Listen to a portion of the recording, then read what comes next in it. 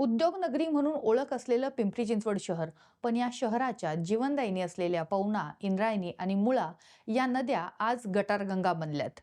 ज्या नद्या या शहराला श्वास देतात, त्याच नद्यांचा आज राजकीय अनास्थेनं गळा घुटलाय. पाहुयात यावरचाच एक स्पेशल रिपोर्ट.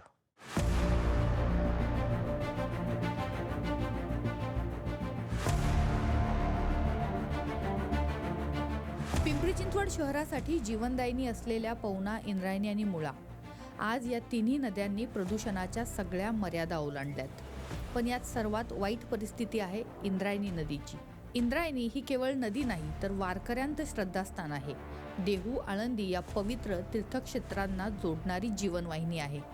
संत तुकाराम, संत ज्ञानेश्वर यांचा सहवास लाभलेली नदी आज पिंपरी चिंचवड हद्दीत येताच या नदीचं विषारी गटार बनतं. मी आत्ता जिथे उभी आहे तो आहे कुदळवाडीचा नाला.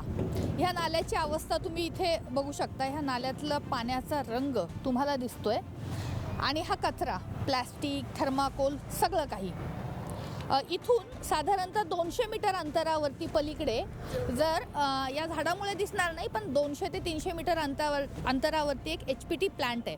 त्या प्लांटमधून पाणी जे आहे ते शुद्ध करून या नदीमध्ये सोडलं जातं. हे कागदोपत्रीच आहे असं आपल्याला म्हणावं लागेल, कारण की आपल्याला हे पाणी खरंच शुद्ध आहे का हे पाहिल्यावरती दिसतं. आणि हे जे झाड पडलेलं आहे ना तुटून, तर हा नाला इथं या नदीला मिळालेला आहे. ही नदी तीच आहे की जी सगळ्यांसाठी पवित्र आहे, ती म्हणजे इंद्रायणी.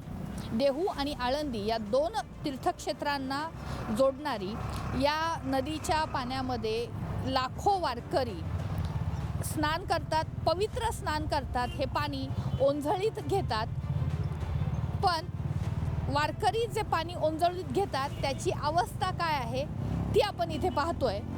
कदाचित हे दृश्य पाहिल्यानंतर या नदीला कोण पवित्र म्हणेल का असा प्रश्न तुम्हालाही पडेल.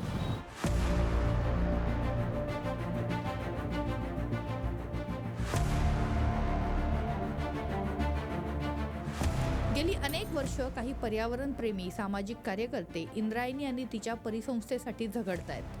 पण सत्ताधाऱ्यांना नदी वाचवण्यापेक्षा फलकबाजी, उद्घाटन आणि इव्हेंटमध्येच रस आहे. नदी सुधार नव्हे, तर केवळ इव्हेंट सुधार सुरू आहे. देहू आणि आळंदीला आलेला वारकरी हा इंद्रायणी नदीमध्ये आंघोळ करतो. आंघोळ केल्यानंतर त्याच इंद्रायणी नदीचं पाणी तीर्थ म्हणून प्राशन करतो आणि मग तुकोबारा माऊलींचं दर्शनाला जात असतोय.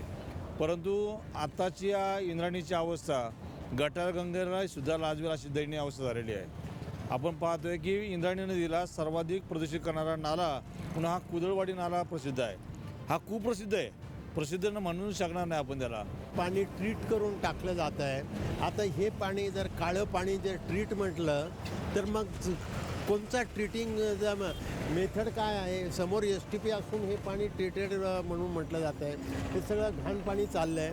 ह्या इथं सर्व हा कचरा इथे साचलेला आहे आणि ह्याच्यात केमिकल असू शकतील, जहरीले पदार्थ असू शकतील. कुठलाही जलचर प्राणी इथे राहत नाही. आणि हे पाणी पुढे गेल्यानंतर ह्या मोही गावाचं ज्यावेळेला यात्रा असते तिथलं तीर्थ म्हणून ते पाणी पित आहेत. काय परिस्थिती आहे आपल्या महानगरपालिकेची. रिव्हरफ्रंट डेव्हलपमेंट जो काही प्रकार आलेला आहे ते रिव्हरफ्रंट डेव्हलपमेंट नको आहे, रिव्हर डेव्हलपमेंट पाहिजे. नदी काठ सुधार प्रकल्प नको आहे, नदीलाच स्वच्छ केले पाहिजे. मला सांगा, या इथे बाकडे बसवले आणि ही घाण नदी पाण्यासाठी तुम्ही करणार आहात का? अगोदर सगळेकडले STP बसवा. अगदी उगमापासून कुरवंडे गावाचा जिथला उगम आहे त्या उगमापासून सगमापर्यंत जोपर्यंत तुम्ही STP करत नाही ते गार्डनिंग करणं, फुटपाथ करणं बाजूला आणि नदीला भराव करणे आणि नदीचा गळा घोटणे ही किती दुर्दैवी गोष्ट आहे. ही पर्यावरणवादी जे काही संघटना आहेत या पिंपरी चिंचवडमध्ये सर्वांची एकच मागणी आहे, आम्हाला नदी लांबून जरी चांगली असावी, जवळ जाऊन ही घाण पाहायची नाही आहे. हिला स्वच्छ केलं गेलं पाहिजे आणि ते स्वच्छ करण्याकरता STP ATP हे बसवले गेले पाहिजेत. ते उगमापासून सगमापर्यंत खेड्यातले गावात नाही पण पाणी सोडलं जातं, परंतु महानगरपालिकेमध्ये हे पाणी सोडलं जात असेल आणि आपल्या महानगरपालिकेला जर वेगवेगळे पारितोषिकं मिळत असतील तर हे खरं तर आपलं दुर्दैव आहे आणि खंत आहे ते मनाची. ही जनतेची खंत आहे.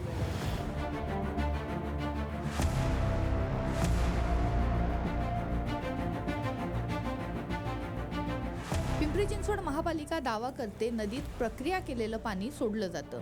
कोट्यावधी रुपये खर्चून STP प्लांट उभारले गेलेत, पण वास्तव काय? हे प्लांट अनेकदा बंद असतात आणि थेट प्रदूषित पाणी नदीत सोडलं जातं, असा गंभीर आरोप पर्यावरणवादी करतात.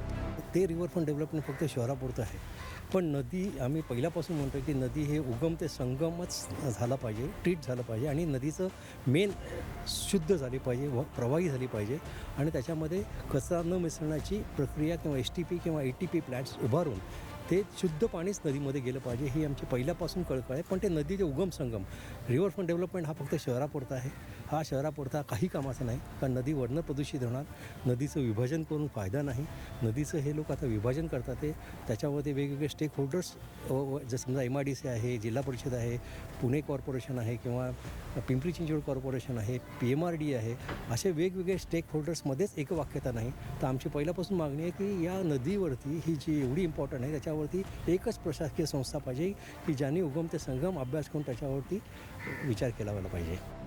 नद्या स्वच्छ करण्याच्या नावाखाली रिव्हरफ्रंट डेव्हलपमेंट चालू आहे, पण नदीला कॉन्क्रीटचे घाट देणं म्हणजे नदी जिवंत करणं नाही. गरज आहे रिव्हर डेव्हलपमेंटची, पाणी, प्रवाह, जैवविविधता वाचवण्याची. माऊलींच्या दर्शनाला येतात, तुकारामांच्या दर्शनाला, देहूला येतात, आळंदीला येतात आणि ते आपण ज्यांना तीर्थ साधं पाणी जे आपण प्राशन करतात ते कुठल्या परिस्थितीला आपण पाचतोय, ही आजची जी स्थिती ही तुम्हाला बघितल्यानंतर तर कळेलच. तर ही जबाबदारी नक्की कोणाची? पिंपरी चिंचवडला केवळ पवना धरणातनंच नाही तर इंद्रायणी नदीतून थेट पाणी उचलून पाणी पुरवठा केला जातो. आज प्रश्न असा आहे, हेच घाण विषारी नदीचं पाणी लोकांना पिण्यासाठी दिलं जात असेल तर हा नागरिकांच्या आरोग्याशी खेळ नाही का? पिंपरी चिंचवड शहराला पवना आणि इंद्रायणी हे वरदान ठरणाऱ्या नद्या आहेत. खरं तर निम्म पिंपरी चिंचवड शहराची लोकसंख्या चिखली, मोशी, डुडुळगाव, सरवलीपर्यंत, तळवडे ह्या इंद्रायणी नदीचंच पाणी पित आहेत. आता आपण या ठिकाणाहून पाणी उचलायला सुरुवात केली आहे पिंपरी शहराने, आणि जर ही दयनीय अवस्था असेल तर पिंपरी शहरातील नागरिकांचं आरोग्यसुद्धा या पाण्यानं धोक्यात येणार आहे. त्याच्यामुळं हे पाणी प्रथमतः शुद्ध झालं पाहिजे, मिळणारे सांडपाणी नाले बंद झाले पाहिजे, तरच ही आपली नदी आणि ह्या आपल्या नदीचं आरोग्य, त्याचबरोबर पिंपरी शहरातील नागरिकांचं आरोग्य सुदृढ राहणार आहे. नाहीतर प्रत्येक नागरिकाला ह्या पाण्याचा जीवाला धोका निर्माण होणार आहे. मोठे रस्ते, उंच इमारती म्हणजे विकास नाही. हे शहर खरंच राहण्यायोग्य आहे का? शुद्ध पाणी, शुद्ध हवा, स्वच्छ नद्या आहेत का? असे अनेक प्रश्न आहेत. या प्रश्नांचं उत्तर जर नाही असेल तर हा विकास नाही. अश्विनी सातोडोके, आसपास.